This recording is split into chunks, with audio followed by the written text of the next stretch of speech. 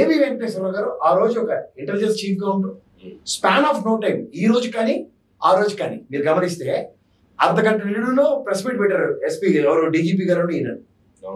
దీనికన్నా ఒక పెగాసిస్ విషయం ఒకటి మాట్లాడుతున్నాం. పెగాసిస్ విషయం కూడా మాజీ డీజీపీ గారు ద్వారకా తిరుమలరావు గారు కానీ ఇప్పుడు ఆర్పి ఠాకూర్ గారు నేషనల్ లెవెల్లో తెలుగుదేశం ప్రభుత్వ సలహాదారుడిగా ఉన్నాడు ఆయన.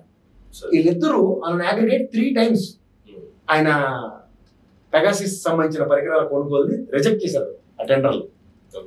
ఇందులో ఇంకొక కాన్స్పిరసీ థియరీ ఏంటంటే ఈయన క్యాట్ దగ్గరికి వెళ్ళినప్పుడు మా అబ్బాయికి నాకు ఏ సంబంధం, అతను ఆయన సొంత బిజినెస్లు చేసుకుంటున్నాడు, మా అబ్బాయికి నాకు సంబంధం లేదని స్టేట్మెంట్ ఇచ్చాడు ఎవరు ఏబీ వెంకటేశ్వర గారు.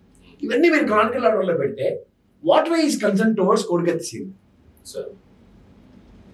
నిజంగా ఒక ఇంటెన్షన్ ఆఫ్ కోడికత్తి సీన్ ని బిహైండ్ నెరేటివ్స్ ఒకసారి గమనించండి.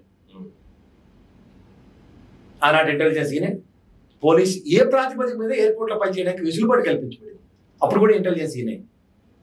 ఇవాళ అన్ని వేసారు కదా ఆనాటి ప్రభుత్వం, 5 సంవత్సరాల జగన్మోహన్ రెడ్డి గారి ప్రభుత్వం, తరంతర ప్రభుత్వం వల్ల ఇవాళ ఏమీ కాదన్నట్టుగా ఆయన వెళ్ళి ఇంటికి వెళ్ళి సానుభూతి వ్యక్తపరచడం.